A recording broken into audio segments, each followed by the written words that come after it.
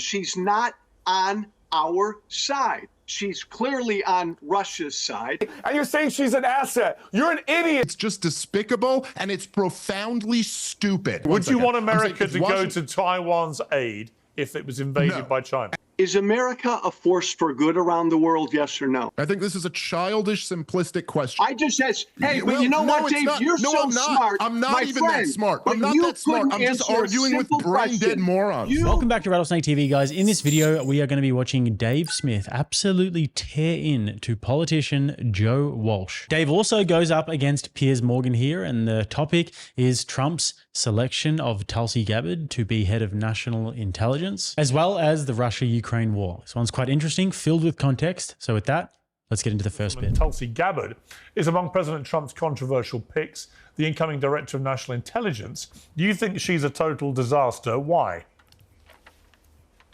You can't trust her. This country cannot trust her with our intelligence. If I'm Pierce, if I'm one of our allies, there's no way if she's appointed, I'm sharing my intelligence with America. Look, I've said before, she's at best a Putin cheerleader. At worst, she's a Putin asset.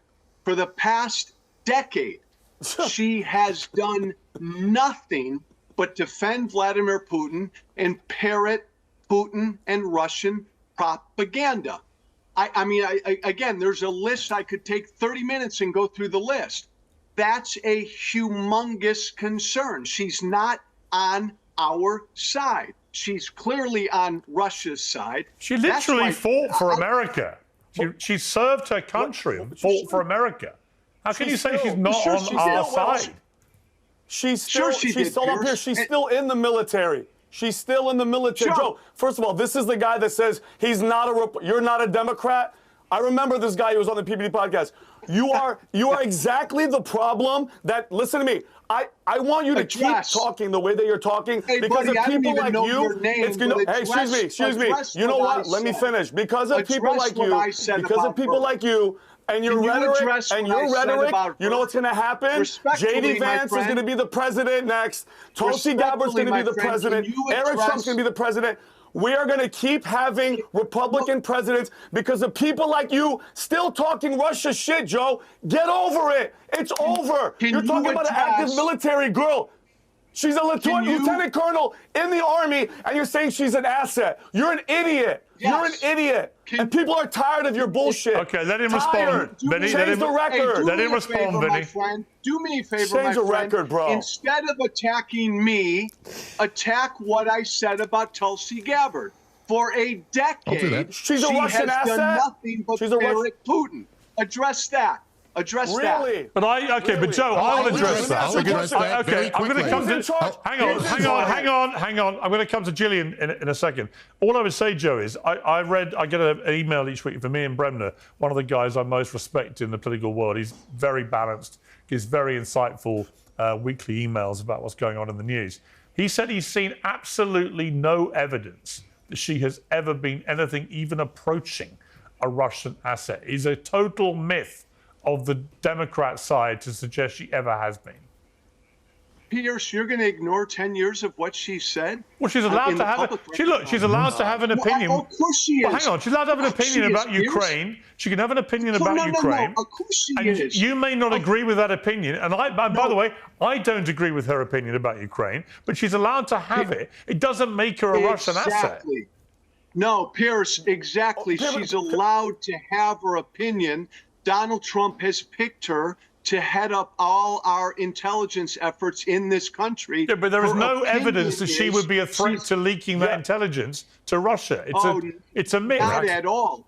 All right, let me go to Gillian. She's either a dupe or an asset because everything she's done the past 10 years and said has been exactly what Russia would want her to say or do. So she's either an asset or a dupe. That's the dumbest standard ever. Who cares? If I said Saddam Hussein doesn't have weapons of mass destruction, that might be exactly what Saddam Hussein wants me to say. That doesn't mean anything. You see, Pierce, this is the trick here. And I'm sorry, I know you want to go to Julian, but the trick is that the same way they used to say Trump-Russia collusion, they wouldn't say Donald Trump's in a conspiracy with the Russians, you see, because that's actually meets the criminal code. And then so you just say collusion, because what does that even mean? They could have had a phone call. Okay, they're colluding, but that's totally legal. So when you say she's a Russian asset, you give this wink and a nod like she's a traitor, when what it means, and Pierce, you disagree with me on this topic too, but listen, the argument is that there were 1 million off-ramps to the war in Ukraine, and that the West chose to not take any of them, and that this war could have been avoided, and it could have been negotiated away.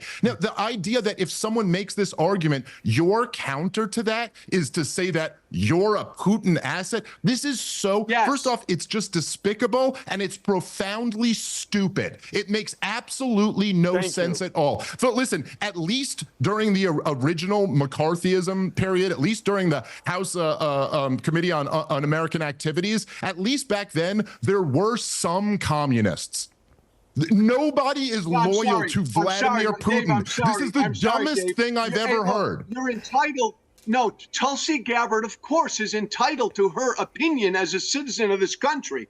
But if for 10 years your opinion is identical to Russian propaganda, we are entitled to question that. And someone like that, you're saying nothing, and I'm entitled to make the point that that's the dumbest argument I've ever heard in my life. You both made your points. Let me bring it out loud. So it does not get much better from here on out for our friend Joe, who is repeatedly violated by Dave for his rather daft takes. And rightfully so, because Dave is right when he said that this is in fact a super dumb point. This is the dumbest thing I've ever heard. And I mean, this is the narrative that they've been going with recently about Tulsi Gabbard, that she is a foreign agent and that she can't be trusted with intelligence. And supposedly the reason for this is because she just agrees with everything that Putin says and does. Like what?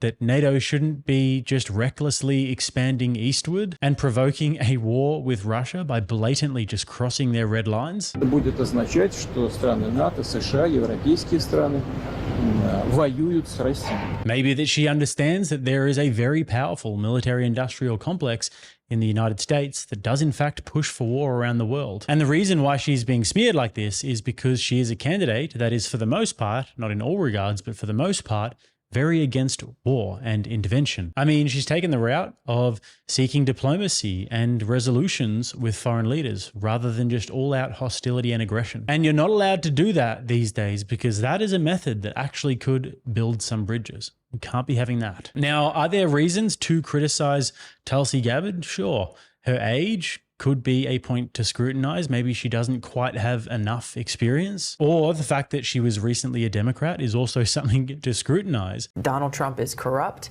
He is unfit to serve our country as president. He is unqualified to serve our country as commander-in-chief. But to call her a foreign asset is just completely inappropriate and quite frankly just desperate by these people. And this is a very important topic. I mean, just a few days ago on the 1000th day of the Russia-Ukraine war, there was an extremely concerning escalation when Ukraine fired American-made missiles into the interior of Russia. Now, a cynic might say that this was a last-ditch attempt to try and keep the war going and actually present a situation where President Trump is inserted into something much more major that he can't actually stop. I mean, if the Russians were to respond in a really drastic way, then who knows where this conflict could be at by the time Trump comes into office. So more on this particular point, plus Piers Morgan's retarded takes in this next point. Before we get there, guys, don't forget to smash the like button if you haven't already, and subscribe to the channel if you are getting value. With that, let's get into it. I want to ask Joe this question, because the New York Times reported yesterday a major change in US policy,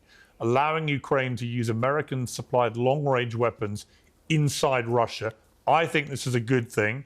I think you've got to push Putin hard, especially if you're talking about negotiating at any stage some kind of settlement. He can't be seen to do that from a position of overwhelming potential victory. He's got to be on the back foot, is my view. But Donald Trump Jr. posted to X on Sunday night, the military-industrial complex seems to want to make sure they get World War III going before my father has a chance to create peace and save lives. Got to lock in those trillions. Life be damned, imbeciles. It looks to me, I mean, we just don't know what Donald Trump's view of all this is. He's met with Zelensky several times. We know he's been talking to Putin. We know he says he can resolve this in 24 hours. We're not sure when that time period starts. But what do you make of all this? How concerned should the Ukrainians be that on the one hand, the good news, they're getting these long-range missiles, and on the other, you're getting all these signs from the Trump world that they don't want to have anything to do with this? I'll take a first stab. I think it's a good move, but Pierce, it should have been done a long time ago by Biden. It may be a little too late, but I'm glad he did it. If I'm Ukraine and I'm Zelensky, I'm extremely concerned. I mean, let's just not erase 2 years of Trump's campaign history where he's made very clear he doesn't give a damn about Ukraine. He wants to end the war. If that means he'll help cut up Ukraine and give a bunch of territory to Russia, he'll do it. He's extremely friendly. We don't know with Putin. that yet. And again, I'll fall. We don't know that yet. He's not said that. No, but we know based on what he's said that he's been critical of Zelensky and he's been nothing but praise for Putin. When has NATO ever acted offensively unilaterally rather than defensively? Oh, excuse me. Well, okay, you threw unilaterally in there. Yes. Serbia, Libya, Afghanistan. No, I'm talking about unilaterally, where NATO has precipitated the military action and not acted in a defensive capacity. Dave? Well, Pierce, I mean, first of all, I'll just say that I didn't realize I was doing this panel with two Ukrainian assets who were going to be spreading Zelensky talking points. So I'm appalled. Touche. Oh, wait, I'm sorry. I'm sorry.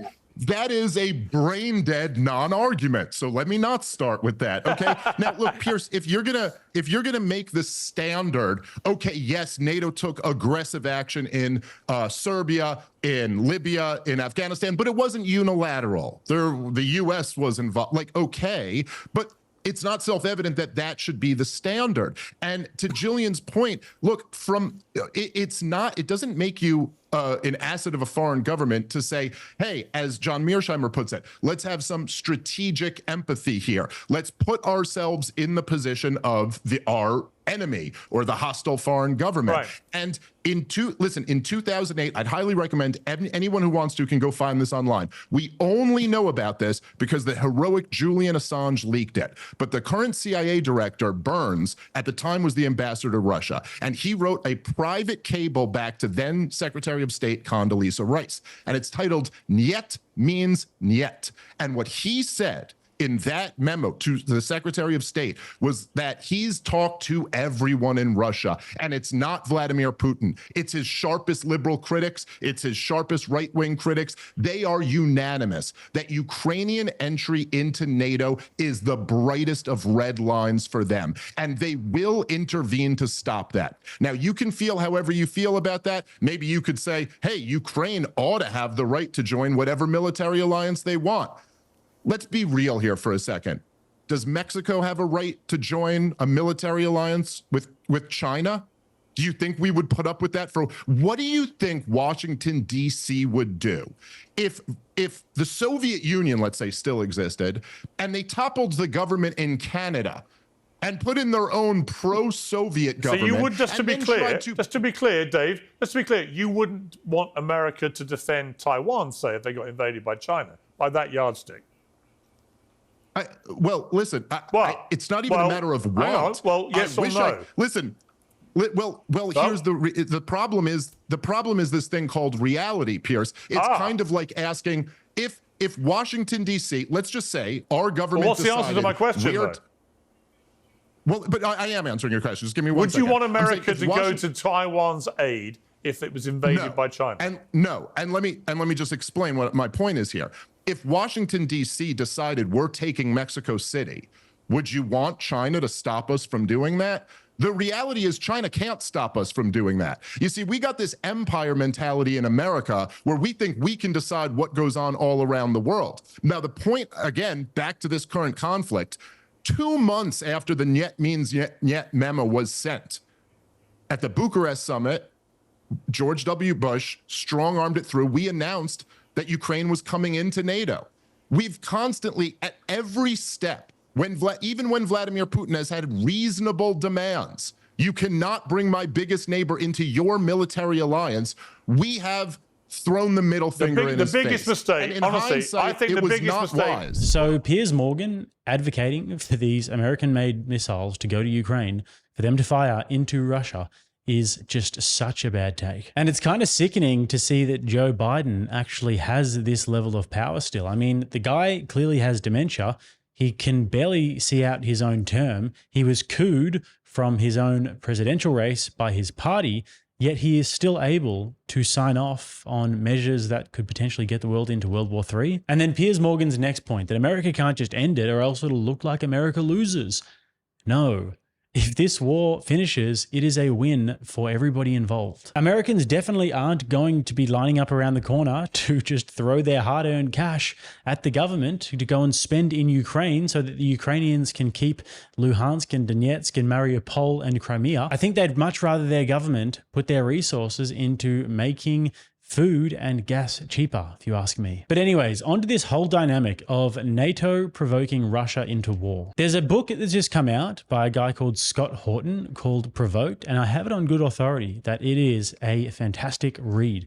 And it pretty much puts this whole argument to bed. So I'm going to get my hands on a copy and report back, and I would maybe recommend that you guys do the same. So with that, let's have a look at the last bit. Well, look, I think the biggest mistake we made with Ukraine was we made them give up their nuclear deterrent. If they still had their nuclear deterrent, they wouldn't have to worry about Vladimir Putin rattling his nuclear saber because they'd have their own to fire back at him, and he wouldn't have invaded. So that was a big strategic error as well. But I'm not oblivious to the history, and I don't think you can ignore it. I mean, Joe, it's complex, like a lot of these, you know, like Israel and Gaza and Hamas, like all these things. These are complicated historical issues. But then why, when Tulsi brings up the history, is she a Russian asset? Well, I agree with you. That's just what I want to understand. I agree with you. But Gillian, I agree with you. But Joe, okay. What is your response to what Dave says there, which Gillian also believes, which Tulsi also believes, that basically the West collectively goaded Putin by doing what he has specifically said, I don't want you to do? Again, and to answer Gillian and to answer your Pierce, it's because her side is utterly one-sided. Gillian, you said all Tulsi believes in is peace. And if that's true, all she does is attack America and defend Russia when we talk about peace. Look, I understand the situation's complicated, but Russia invaded a sovereign nation. Putin's to blame for that, not America. That's my worldview, understanding that we're not blameless. Putin is to blame for making that decision. Tulsi Gabbard has a 10-year history, accelerated by 2.5 years ago, of always blaming America and always defending Russia in every single thing she's said. If you're that one-sided in your view, if you're always defending Putin, and you're always attacking this country, that's someone I would not trust to be in charge of our nation's intelligence. Okay, yes. Okay. Let me just pivot slightly.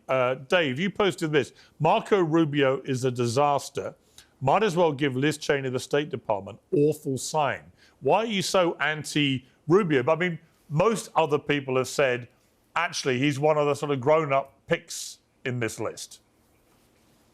Yeah, well, most of the people who are saying that are making the ridiculous arguments that we've heard here today. And they're also the people who essentially, the real issue here, right, is that essentially you have this divide between people who support the foreign policy consensus of the last 20 years. And so it's very easy. See, the thing is here, Joe, it makes the point, right? Like, oh, she's always blaming America. This is what the George W. Bush Republicans post 9/11, this was their brain dead reply to every single left-winger who would criticize their foreign policy. Oh, you're the blame America first crowd or something like that. Yes. Vladimir Putin did invade Ukraine, and that was wrong. He should not have invaded Ukraine. The United States of America is not clean in this invasion game either. And over the last 20 plus years, we have had wars in Iraq, Afghanistan, Syria, Libya, Somalia, Yemen.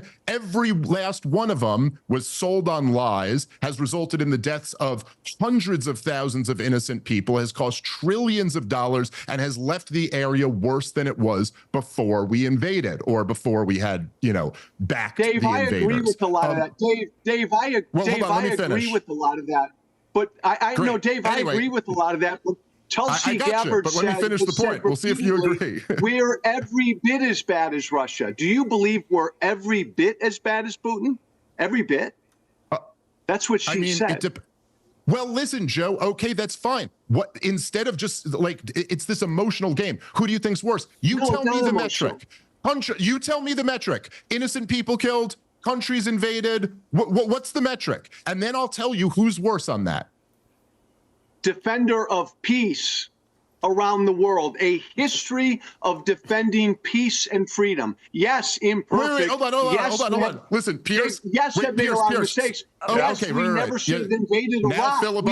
Now filibuster because you don't want to answer the obvious. Now, Pierce, our previous debate aside, I'll give you World War II. Well, I would say murdering and jailing your political opponents. I would say rigging an election so you get nearly 90% of the vote because you punish people who don't vote for you, blah, blah, blah. I mean, there are all sorts of reasons why Vladimir Putin runs Russia like a mafia boss, which is not how America's won. Now, you might argue, and I think you have a point, because I oppose, as you know. Is it not, Pierce? I oppose the Iran war very vociferously. But do you think America runs around poisoning opponents in streets in Europe, for example? Do you think it rigs an election so that 90% of the people feel obliged to vote for someone, etc.? Well, so here's the thing, Pierce, right? A lot of times there's, in more primitive countries, there's a more naked form of corruption that is more brutal in a way, and is more obvious. So yes, it's true that America doesn't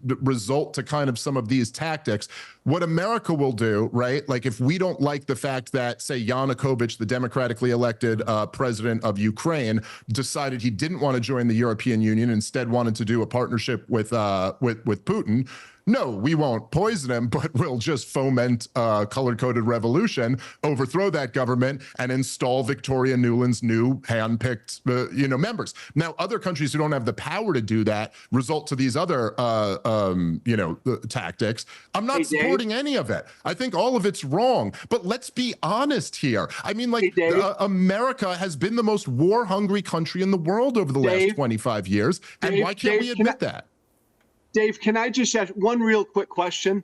All the mistakes we've made aside, is America a force for good around the world, yes or no? A force for good? I think this is a childish, simplistic question. We are a force for good and a force for bad. And these wars, yeah. Listen, Joe, the thing about it is the problem is that, hold on, okay, Joe, you asked me, I'm answering your question. See, the problem is, we're not ending wars in Armenia or South Sudan? Yes, listen, this is the point here is that, I'm sorry, look, the point here is that the issue is that I don't think you actually know anything about what you're talking about. And so when you say that the war in Iraq was a mistake, like it was a whoopsie, no, it wasn't. Go read the Project for a New American Century. They were planning, the neoconservatives who took control of the George W. Bush administration were planning this war for years before 9/11. The weapons of mass destruction and the Saddam. Right, so let me finish the point instead of cutting me off by saying you agree with me. Because yes, I know you agree because I'm making an undeniably great point. The weapons of mass destruction, the Saddam. I just said, hey, but you know what, Dave? You're so smart. I'm not even that smart. I'm not that smart. I'm just arguing with brain-dead morons. You couldn't answer a simple question. Is America historically have we been generally a force for good around the world? Yes or no? Again, I'll answer the question again. It's a dumb, stupid, second grader question. We've been both a force for good and a force for bad. Okay, look, and very quickly. How we've been a force for good in the world. Very quickly, to wrap this through part our of it. warfare machine. So once again, really not a good day at the office for our friend Joe Walsh here. Because these sorts of silly, basic questions and lines of argumentation don't really work on a guy like Dave, because he is very informed, he has good counter arguments, and he knows that those sorts of broad, generalized questions in this particular case are kind of silly because they would just require so much unpacking. So anyways, guys, lots of food for thought in that one. Don't forget to smash that like button, subscribe to the channel if you haven't already, and also if you would like to watch another video, you can click right here. Till next time, I'm Jake. This is RattlesnakeTV, keeping you armed and dangerous.